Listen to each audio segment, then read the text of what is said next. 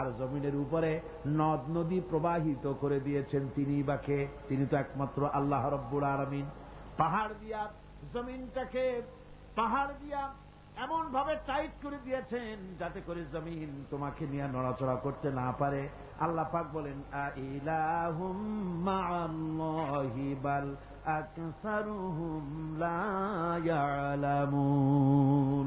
এসব কাজে আল্লাহর সহযোগী আছে নাকি কেউ? জোরে বলেন আছে। সুতরাং তোমাদের অনেকেই এসব কথা বুঝতে পারো না, চিন্তা করো না। তোমাদের সমস্ত বিপদ আপদ মুসিবত সব সময় সব জায়গায় আমার সাহায্য বর্তমান। তাওহীদ ছড়িয়ে আছে পৃথিবীর সর্বত্র, আকাশে জমিনে মহাশূন্যে। এসবগুলি দেখে এর দ্বারা তোমরা হেদায়েত নিতে পারো। ভাইরা আমার, এই তাওহীদে পরিপূর্ণ বিশ্বাস করতে হবে। আল্লাহ ছাড়া কেউ নাই, আল্লাহ ছাড়া মালিক নাই, আল্লাহ ছাড়া খালেক নাই, আল্লাহ ছাড়া গাফফার নাই, তিনি ছাড়া জব্বার নাই, তিনি ছাড়া কাহার নাই, তিনি ছাড়া সাত্তার নাই, তিনি ছাড়া মুহাইমিন নাই। তিনি সবকিছুর মালিক, সন্তান দেওয়ারও মালিক, আবার না দেওয়ারও মালিকও তিনি। সন্তান কে দেন? জোরে বলেন কে দেন? যারে খুশি ছেড়ে দেন, যারে খুশি মেয়ে দেন, যাকে খুশি ছেলেও দেন মেয়েও দেন, আবার যাকে খুশি কিছুই দেন না। সবকিছুর ক্ষমতা তার। এখন এই তাওহীদের মুমিন ব্যক্তির উপরে তাওহীদের 10টা দাবি আছে, অনেকগুলি দাবি। তার মধ্যে 10টি দাবির কথা আমি আপনাদের সামনে বলবো। কয়টা দাবি? 10টা ইনশাআল্লাহ। 10টি বড় দাবি, অনেকগুলি দাবি আছে মুমিনের প্রতি। ঈমান আনছি এ কথা বললেই হলো না, এ কথা বললেই হলো না। পশ্চিম দিকে সেজদা দিতে দিতে কপালে দাগ ফেললেই হলো না। তাওহীদ বুঝতে হবে, আর ঈমানের দাবি, তাওহীদের দাবি পরিপূর্ণ করতে হবে। সেটা কি? সে দাবি হচ্ছে মুমিন ব্যক্তির নিকট তাওহীদের যে মূল দাবি, সেটা হলো আল্লাহর মর্জিকে গুরুত্ব দিতে হবে সবচাইতে বেশি, আর মহব্বত করতে হবে আল্লাহকে সবচাইতে। এটা হলো তাওহীদের দাবি। সবচাইতে ভালোবাসতে হবে কাকে?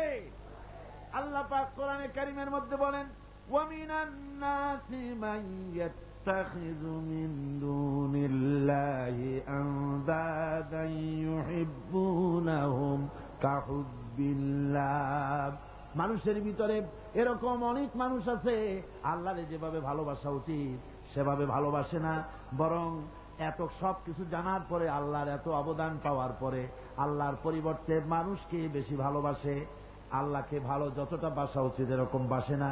সুতরাং মুমিনের প্রথম দাবি হলো, তাওহীদের প্রথম দাবি হচ্ছে আল্লাহর যা করতে হবে আল্লাহকে খুশি করার জন্য। কারে খুশি করার জন্য? যা করব কারে খুশি করার জন্য? আল্লাহকে খুশি করার জন্য। আল্লাহর কথা অনুযায়ী, নবীর কথা অনুযায়ী কাজটি করতে হবে আল্লাহকে খুশি করার জন্য। আর ভালোবাসতে হবে সবচাইতে বেশি, জীবনের চাইতে বেশি কাকে? আল্লাহকে। আল্লাহ সুবহানাহু ওয়া তাআলা, তাকে ভালোবাসতে হবে। এটা হলো আপনার তাওহীদের প্রথম দাবি। তাওহীদের দ্বিতীয় দাবি, আল্লাহ রাব্বুল আলামিনের দরবারে কৃতজ্ঞতা স্বীকার করতে হবে। তার কৃতজ্ঞতা স্বীকারকারী বান্দায় পরিণত হয়ে যেতে হবে। আল্লাহ পাক বলেছেন ওয়াশকুরু লিল্লাহি ইন কুনতুম ইয়্যাহু তা'বুদুন। প্রকৃতপক্ষে তোমরা যদি আল্লাহর বান্দাই হয়ে থাকো তাহলে কৃতজ্ঞতা স্বীকার করবে আল্লাহর, একমাত্র তারই প্রশংসা করবে, তার কাছেই শুকরগুজারি করবে। এই শুকরটা যদি বেশি করো তাহলে আল্লাহ খুশি হবেন। আল্লাহ বলছেন লা ইন শাকারতুম লাযীদান্নাকুম ওয়া লা ইন কাফারতুম ইন্না আযাবী লাশাদীদ। আমার শুকর যদি আদায় করো বেশি করে, তাহলে আমার শুকর আদায় করলে নিয়ামত আমি বাড়ায় দেব। আর যদি না শুকর হও, কৃতজ্ঞ যদি হও, শুকরিয়া আদায় না করো, তাহলে মস্ত বড় শাস্তি আমি তোমাদের জন্য রেখে দিয়েছি। মানুষের অভ্যাস হলো যখন সুদিন আসে আল্লাহরে ভুলে যায়, আর যখন বিপদ আসে তখন আল্লাহর কথা খুব মনে পড়ে। কথা ঠিক কিনা? কোরআনে কারীম বলছে ওয়াইদা আনআমনা আলাল ইনসানি আ'রাদা ওয়া নাআ বিজানিবিহি وَإِذَا مَسَّهُ الشَّرُّ فَذُو دُعَاءٍ عَرِيضٍ। আল্লাহ রাব্বুল আলামিন বলেন, যখন আমি বান্দাকে নিয়ামত দেই, নিয়ামত পেলে পরে তখন সে পিঠ প্রদর্শন করে আমারে বুড়ো আঙ্গুল দেখায়, আর যখন বিপদ আসে তখন লম্বা চৌড়া দোয়া শুরু করে যায়। দেখেন না, যখন তুফান হয়, ঝড় হয়, টর্নেডো হয়, গর্কি হয়, প্রচন্ড ঝড় এসেছে, এই ঝড়ের মোকাবেলায় কাঁদতে থাকে, আল্লাহ আমারে বাঁচাও, রক্ষা করো। আল্লাহ যদি দয়া করে মেহেরবানি করে ঘরটারে বাঁচায় দিল, তারপরে সকালবেলা কয় যে আমার বাবা বড় বুদ্ধিমান ছিলেন, পাকা শাল কাঠের খুঁটি দিছিলেন আর তাল গাছের চৌকাঠ দিছিলেন, নইলে কি ঘর টিকতো, যে ধাক্কা লাগছিল।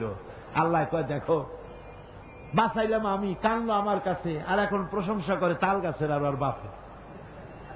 বিপদে পড়লে আল্লাহর কথা খুব মনে ওঠে, আর বিপদ যখন যায় আর মনে থাকে না। এক বেচারা তুফানের মধ্যে পড়ছিল, নদীর ঢেউ, প্রচন্ড ঢেউ, বলতেছে আল্লাহ কোন রকম রহম করে আমার একটু খাল পর্যন্ত নিয়ে দাও, তারপর আমি যাইতে পারবো না। বিপদ যখন আসে সে সময় আল্লাহর কথা খুব মনে পড়ে বান্দার, আর বিপদ যখন চলে যায় তখন আল্লাহকে বেমালুম মানুষেরা ভুলে যায়। এই জন্য তাওহীদের দাবি হচ্ছে মানুষ যেন শকর গুজারকারী, কৃতজ্ঞতা স্বীকারকারী বান্দায় পরিণত হয়ে যাবে, সব জায়গায় শকর করবে আল্লাহ। পানি খাবে, পানি পান করে বলবে আলহামদুলিল্লাহ, খানা খাবে বলবে আলহামদুলিল্লাহ, কোন একটা ভালো কাজ দেখবে বলবে আলহামদুলিল্লাহ। সমস্ত প্রশংসা হবে আল্লাহ রব্বুল আলামিনের। কার হবে? তাওহীদের তৃতীয় দাবি হচ্ছে, দাবিগুলি মুখস্থ করে যান, কাজে লাগবে, কিয়ামতের দিন কাজে লাগবে, দুনিয়ায় কাজে লাগবে। এই তাওহীদ যদি না বুঝি, শিরক থেকে যদি না বাঁচতে পারি, ঈমান যদি বদ্ধমূল না হয়, দুনিয়ার ভিতরে মুসলমান টিকে থাকার কোনো কারণ নাই। আল্লাহ সেই সব নামধারী মুসলমানদের কেন সাহায্য করবে যারা নামাজ পড়বে, সেজদা দেবে আল্লাহরে, আর সাহায্য চাইবে কোন কবরের কাছে গিয়া, কোন খাজার কাছে গিয়া সেজদা দিবে যেখানে সেখানে। 3 নম্বরে তাওহীদের দাবি হচ্ছে কেবলমাত্র আল্লাহ পাককে সেজদা করবে, আর কাউকে সেজদা করা যাবে না। সেজদা হবে কার জন্য? চিল্লা এখন কার জন্য? আল্লাহ রাব্বুল আলামিন বলে দিয়েছেন, চন্দ্রকে সেজদা দিও না, সূর্যকে সেজদা দিও না, কাউকে সেজদা দিবা না। সেজদা দিবা কেবলমাত্র আমি আল্লাহরে, মাথাটা আমার সামনে নত করে দাও। আমি সেদিন বলেছিলাম, বোধহয় মনে আছে, আমাদের শরীরটাই আল্লাহ বানাইছেন সেজদা দেওয়ার কায়দা করে, যাতে করে সেজদাটা দেওয়া যায়। দেখেন হাতটার কোনায় এই কেনুর ভিতরে যদি জোড়া না হইতো তাহলে সেজদার সময় হাতটা ভাঁজ হইতো না, ঠিক কিনা? বোঝেন কথা? কেনুতে যদি কবজা না হতো, এটা কি হাত হইতো না লাঠি? লাঠি হয়ে যেত। হাতের আঙ্গুলগুলোর ভিতরে যদি কবজা না হতো, হাত চারটা কাটা চামচের পরিণত হয়ে যেত, ঠিক কিনা? কোমরে যদি কবজা না থাকতো, আপনি একেবারে বাঁশের মতো খাড়া হয়ে থাকতেন। হাঁটুতে যদি কবজা না থাকতো, রুকু দিতে পারতেন না, সেজদা দিতে পারতেন না। প্রমাণ হয় মানুষকে যেভাবে আল্লাহ বানাইছেন তাতে বোঝাই যায় উদ্দেশ্যই হলো মানুষ যেন আল্লাহরে সেজদা করে। হাত দিয়া, নাক দিয়া, কপাল দিয়া, হাঁটু দিয়ে এভাবে করে সেজদা মানুষ ছাড়া আর কেউ দিতে পারে না। এই সেজদা অনেক মানুষ আছে পীরের সেজদা দেয়, মাজারে গিয়া সেজদা দেয়, জোরে বলেন নাউজুবিল্লাহ। হারাম, কাফের হয়ে যাবে। কি হয়ে যাবে? কাফের হয়ে যাবে। সেজদা দেওয়া যাবে না। মাজারে চাদর থাকে, চাদরের মধ্যে মাথাটা ঢুকায় দেয় খাদেমেরা, তারপরে মাথাটা নিয়ে ওর উপরে বসতে থাকে। হায় রে কপাল, নাউজুবিল্লাহি মিন যালিক। আর মাজারের তো অভাব নাই। হায় রে মাজার, ওরে মাজার। রাস্তার ধারে ধারে যত মাজার দেখলাম এ পর্যন্ত আমার এই ছোট্ট জীবনে, রাস্তার ধারে ছাড়া মাজার খুব কম দেখছি। সব রাস্তার ধারে। এয়ারপোর্টে মাজার নাই, রেল স্টেশনে মাজার নাই, স্টিমার স্টেশনে মাজার নাই, লঞ্চ স্টেশনে মাজার নাই, সব বাস ট্রাক চলে যে সব রাস্তায়। সেদিন দেখলাম মাগুরার ঝিনাইদার মাঝখানে কোনদিন মাজার ছিল না, হঠাৎ এক মাজার গজাইছে, বিরাট সাইনবোর্ড, তাতে লেখা, ড্রাইভার ভাইরা মাজার বহুত গরম, তার মানে বাস থামাইয়া পয়সা দিয়া মাজারে ঠান্ডা করে যাও। আশ্চর্য কথা। আর ঠিক ড্রাইভাররা যাওয়ার সময় ওখান থেকে গাড়ি আসতে চালায়। তাহলে আল্লাহর ওলি সম্পর্কে ধারণা কি? যিনি এতই খারাপ মানুষ, যাত্রী বোঝাই বাস উল্টায় দেবে। কি আশ্চর্য কথা। আবার মাজারে মশারি টানায় দেয়। আজীব তামাশা। তাহলে তোমার পীর সাহেব সম্পর্কে তোমার ধারণা এত খারাপ যে লোকটার দুনিয়াও মশায় খাইতো, কবরেও মশায় খাবে মশারি টানা। যে ব্যক্তি মশারি টানাই দিল কবরে, হয়তো খুঁজে দেখা যাবে তার বাপের মশায় খায়, তার মায়ের মশায় খায়। আমার বন্ধুগণ, বাংলাদেশে এমন অনেক মাজার আছে যেই মাজারে শুধু মাজার, মুদ্দার বলতে কোনো জিনিস নাই। স্বপ্নে দেখা মাজার, স্বপ্নে পাইছে মাজার। তারপরে শোনেন শোনেন শোনেন আগে, ভেড়ামারা কুষ্টিয়া জেলা, সেখানে আছে হযরত ঘোড়া শাহ রহমতুল্লাহ আলাইহির মাজার। আবার রাজশাহীতে আছে বিড়াল শাহ রহমতুল্লাহ আলাইহির মাজার। ঘোড়া ভেড়া সব রহমতুল্লাহ আলাইহি হয়ে যাচ্ছে। এই জন্য এক কিতাবের ভিতরে লিখেছিলাম, একজন পীর সাহেব তার মুরিদরে একটা গাধা দিয়েছিল। গাধাটাকে নিয়ে এসে গরিব মানুষ এই গাধা দিয়ে ব্যবসা করত। এক বাজারের মাল আর এক বাজারে নিত, এইভাবে ব্যবসা করত। ব্যবসা করতে করতে একদিন হঠাৎ করে গাধাটা মরে গেল। বেচারা মহাচিন্তায় পড়ে গেল, হারে গাধা মরে গেল, আমি বাঁচবো কেমনে, আমি রুজি করবো কি দিয়া, এইটা দিয়েই তো ব্যবসা করতাম, কি করা যায়। শেষ পর্যন্ত রাস্তার ধারে মাটি খুঁজিয়া গাধাটারে কবর দিয়া সেই কবরের পাশে বসিয়া কাঁদতেছে। দুপুর থেকে কাঁদতে কাঁদতে সন্ধ্যা হয়ে গেছে। এখন ওই দিন ছিল হাটবার। যারা বাজারে যাচ্ছে, যাওয়ার সময় দেখে যে একটা কবরের পাশে বসিয়া একটা মানুষ কাঁদবে। চিন্তা করলো এখানে তো কোনোদিন মাজার টাজার দেখি নাই, হয়তো স্বপ্নে কোনো অলিউল্লাহর মাজার আবিষ্কার হয়ে গেছে। বাজার করে যখন ফিরতেছে তখন ওই যে দেখে যে সে লোকটা তখনও বসে আছে। তখন কেউ দুইটা বাগুন, কেউ 4টা পান, কেউ 2টা সুয়ারি, কেউ একটা মাছ, কেউ 2টা টাকা, কেউ 2 সের চাউল, এইরকম দিয়েছে।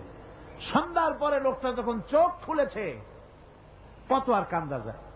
এখন বাড়ি যাই, চোখ খুলে দেখে মাশাআল্লাহ কবরের চতুর্দিকে বেগুন, তরি তরকারি, মাছ, পান, সুপারি, চাউল, টাকা, পয়সা। কয় যে সুবহানাল্লাহ, হাতি বাঁচলেও লাখ টাকা, মরলেও লাখ টাকা শুনছিলাম, সে কথা যে গাধার ব্যাপারে খাটে তা তো জানতাম না। লোকটা তখন বুদ্ধি করে পরের দিন একটা শালু কাপড় কিনে, একটা লাল শালু কাপড় কবরের উপরে বিছাই দিল। এরপরে কয়েকখান ইট টিট জোগাড় করে ওর পাশে ধ্যানে বসলো। আসতে লাগলো টাকা, পড়তে লাগলো টাকা, বাস টাকা পয়সা আসতে থাকলো। এরপরে মহাপবিত্র ওরস শরীফের ডাক দিয়ে দিল। লোকেরা চিন্তা করলো, জিজ্ঞেস করলো, হুজুর এটা কি, কোন হুজুরের মাজার, তা তো জানলাম না। কাজে পাথরে খোদাই করতে দিছি, নাম রাত্রি লেগে যাবে। পরের দিন লোকেরা এসে দেখে মাজারের সামনে বিরাট সাইনবোর্ড লেগে গেছে, হযরত গেদা শাহ রহমতুল্লাহ আলাইহির মাজার।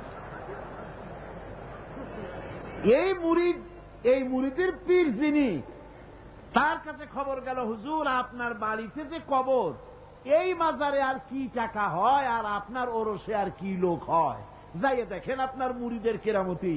মাজারে টাকার অভাব নাই, আর সে কি আলিশান মাজার, কত টাকা, কি বিরাট ওরস। বিশ্বাস চিন্তা করলো, আমার মুরিদি আবার কবর পাইল কই। মুরিদের বাড়িতে ডাকাইছে, ডাকায় বলল, বেটা সত্যি করে বল আসল ব্যাপারটা কি। কয় হুজুর আপনি গরিবের মা বাপ, আপনার কাছে মুরিদ হয়েছি, সত্য কথা আপনারা না কই জামু কই। আপনি যে গাধাটা দিছিলেন, ওই গাধাটা মরে যাওয়ার পর তারপরে কি করি, ওটারে কবর দিলাম, আর তার থেকে হইতে হইতে গাদা শাহ রহমতুল্লাহ আলাইহির মাজার বানাই দিলাম। পীরে কয়, ও আমি আরো না মনে করছিলাম, না জানি তুমি কোনো সত্যি কোনো পীরের মাজার পাইছো নাকি। অসুবিধা হয় নাই, তোমার যে গাধাটা দিছিলাম আমার বাড়িতে কবর, ওই গাধার মায়ের কবর আমার বাড়িতে। ভাইরা মা, এভাবে করে মাজারকে কেন্দ্র করে সারা বাংলাদেশে কোটি কোটি টাকার ধর্মের নামে ব্যবসা হচ্ছে, লুট হচ্ছে, তালাশ হচ্ছে।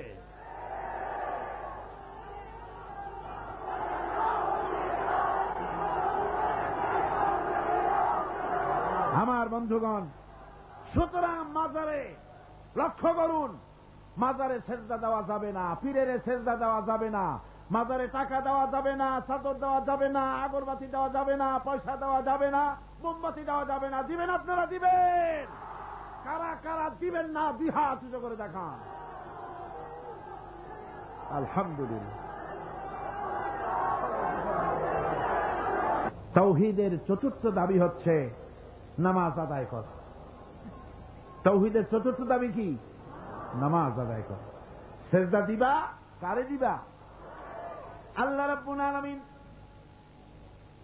কোরআনে কারীমের ভিতরে হযরত মুসা আলাইহিস সালামের কাছে প্রথম যে ওহী নাজিল করলেন তার মধ্যে বলে দিলেন, ইন্নানি আনাল্লাহ লা ইলাহা ইল্লা আনা ফা'বুদনি ওয়া আকিমিস সালাতা লিযিকরি।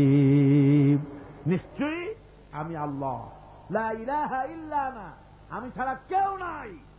ফা'বুদনি, আমার গোলামি কর, আমার দাসত্ব কর, আমার আনুগত্য কর, আর আমার শরণার্থে নামাজ আদায় করো। নামাজ আদায় করো, এই নামাজ আদায় করতে হবে। বহু মুসলমান আছে ভাইরা, অনেক মুসলমান আছে কয় হুজুর এমনে আমি মানুষটা খারাপ না, সত্য কথা বলি, গরিবরে সাহায্য করি, এমনি আমি মানুষটা ভালো, এই মাঝে মধ্যে একটু নামাজ পড়ি না, তাতে কি আমার ইমান নষ্ট হয়েছে নাকি? আমি বলি ভাই ইমানই তো নাই, নষ্ট হবে কি? ইমান তো থাকা লাগবে। লা দীনা লিমান লা সালাতা লাহু, যার কাছে নামাজ নাই তার কাছে দিন নাই, ইমান নাই, কিচ্ছু নাই। যে ব্যক্তি নামাজ পড়ে না, মুসলমান বলে দাবি করার কোন হক নাই, তার অধিকার নাই। যে ব্যক্তি নামাজ পড়ে না, তাওহীদের চতুর্থ নম্বরের দাবি নামাজ আদায় করতে হবে। বিশ্বাস করুন, এই ইমানের ভিত্তিতে যদি জীবন গড়া না হয়, বজনিয়া চেচনিয়া একটা হবে না। এই মুসলমানের আল্লাহর কোন দরকার নাই। যারা শিরক আর বিদআতের মধ্যে মুবতালা হয়েছে, যারা নামাজ পড়ে না, রোজা রাখে না, এমন মুসলমানের আল্লাহর কোন দরকার আছে? চিল্লায় কোন দরকার আছে? কোন দরকার নেই। সুতরাং চতুর্থ নম্বরের দাবি হল নামাজকে সঠিকভাবে আদায় করতে হবে। আজকের এই মাহফিলের ভিতরে যত তরুণ এসেছেন, যুবক এসেছেন, শিক্ষক এসেছেন, মা বোনেরা এসেছেন, পেশাজীবী ডাক্তার এসেছেন, কৃষিজীবী এসেছেন, সব মানুষের কাছে আমি যদি একটা দাবি করি, আপনারা আমার এই দাবিটা মানবেন কিনা? মানবেন? আমার দাবি আপনাদের কাছে, তাওহীদের দাবি আপনাদের কাছে এই, আসুন ওয়াদা করি, যতক্ষণ এত বড় ফরজ যে নামাজ না পড়লে জাহান্নামে যেতে হবে, নামাজ না পড়লে ঈমান থাকবে না, মুসলমান বলে দাবি করার কোনো হক নাই, এই যখন অবস্থা, এই নামাজ যতদিন না আজরাইল আমাদের শিয়রে না আসতেছে ততদিন পর্যন্ত নামাজ ছেড়ে দেব না। এই ওয়াদা কি করতে পারেন? হাত উঁচু করে দেখান, হাত উঁচু করে দেখান। আলহামদুলিল্লাহ। হাত উঁচু করে রাখেন, আল্লাহ দেখুক। হাত উঁচু করে রাখেন, আল্লাহ দেখুক। আলহামদুলিল্লাহ। হাত নামান, হাত নামান। আল্লাহ পাক কবুল করুন। জোরে করেন আমিন, আরো জোরে বলেন আমিন। আজকের এশা থেকে শুরু হবে। আজকে অনেকেরে বলি, ভাই নামাজ পড়ো না কেন? নামাজটা পড়ো। হুজুর দোয়া করেন, চেষ্টা করতেছে। তুমি হুজুর গো কি পাগল পাইছো নাকি? তুমি নামাজ পড়বা, তাতে দোয়া লাগবে কেন? তুমি তো একথা কখনো বলো না, হুজুর দুপুরে ভাত খাবো, একটু দোয়া করুন যেন খাইতে পারি। রান্না করবা, প্লেট আছে বাড়ি, চাউল আছে, রান্না করো, প্লেটে নিয়ে জমের খাওয়া খাও। তুমি নামাজ পড়বা, কুয়ায় পানি আছে, টিউবওয়েলে পানি আছে, মসজিদ আছে, যাই নামাজ পড়ো। দোয়ার দরকারটা কি? ইচ্ছার দরকার, চেষ্টার দরকার। সুতরাং সব অজুহাত ছেড়ে দিতে হবে। আগে নামাজ। আর্মি হন, বিডিআর হন, পুলিশ হন, ডিসি হন, এসপি হন, মন্ত্রী হন, প্রেসিডেন্ট হন, যেই হন, আকাশ আর জমিনের মালিকের সামনে নাক আর কপাল দিয়া ঘষে প্রমাণ করুন আপনি আল্লাহর গোলাম। কার গোলাম? আর নামাজের চাইতে থামো, স্লোগান লাগবে না। নামাজের চাইতে গোলামির উৎকৃষ্ট নমুনা আর কিচ্ছু নাই। কথা বুঝছেন?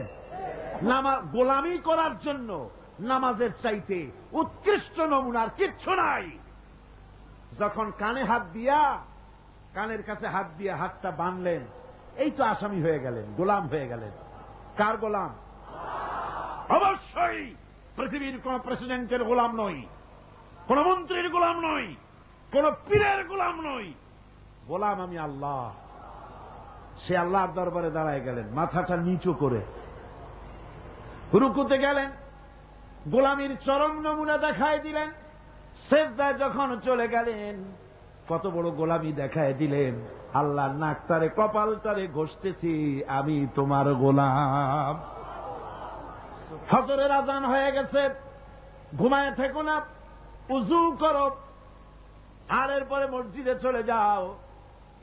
ফজরের নামাজ যদি কেউ জামাতে পড়ে, হাদিস শরীফে এসেছে, সারা রাত ধরে নামাজ পড়লে যে সওয়াব হতো, ওই সওয়াব ফজরের জামাতে আল্লাহ দিয়া দিবে। এত সওয়াব দিয়া মসজিদে বলা হয় হাইয়া আলাস সালাহ, হাইয়া আলাল ফালাহ, এসো নামাজের দিকে, এসো কল্যাণের দিকে। সাহেব ডাকছে, তখন বসে থাকে ঠ্যাঙের উপরে ঠ্যাং ফেলাইয়া, সিগারেট বাম হাতে ধরাইয়া টান দিয়া ফু ছাড়িয়ে দিয়ে দেখে ফু যায় কদ্দুর। কি এর নামাজ, কি এর রোজা? তুমি যদি আল্লাহরে সেজদাই না দিলা, তুমি আর গরু কোনো পার্থক্য নাই। আছে পার্থক্য? আমি কি বেশি বললাম নাকি? বেশি বলি নাই, বরং গরু তোমার থেকে ভালো। গরু আল্লাহর জিকির করে, আল্লাহ স্মরণ করে সবাই। তুমি আল্লাহ স্মরণ থেকে নাফরমান হয়ে গিয়েছ। ফজরের সময় উঠি, সেজদা দিয়া প্রমাণ করো, আল্লাহ এই দিন শুরু করলাম তোমার গোলামির মাধ্যমে। কপালটা মাটিতে ঠেকায় দিয়া প্রমাণ করে দিলাম আমি তোমার গোলাম। দুপুরের সময় তুমি যেন আল্লাহর গোলামি ভুলে না যাও, এজন্য জোহরের নামাজ দুপুর বেলায় আর একবার সেজদা দিয়া প্রমাণ করো, আল্লাহ আমি ভুলি নাই, আমি তোমার গোলাম। আসরে আর একবার, দিন যখন শেষ হয়ে যায় মাগরিবের সময়, দিন শেষে আর একবার স্মরণ করিয়ে দিচ্ছি নিজেকে, আল্লাহ আমি তোমার গোলামি ভুলি নাই, আমি তোমার গোলাম। মাথাটা আবার ঘষলাম। রাতে যখন বিছানায় শুতে যাও, ইশার নামাজের সময় আবার মাথাটা সেজদা দাও, গোলামির নমুনা দেখায় দাও, আল্লাহ এবার শুতে যেতেছি, তোমারে সেজদা দিয়া তারপরে শুতে গেলাম। আমি সবসময় তোমার গোলাম। কার গোলাম? চিল্লা এখন, কার গোলাম? সুতরাং ছাত্র ভাইরা, মা বোনের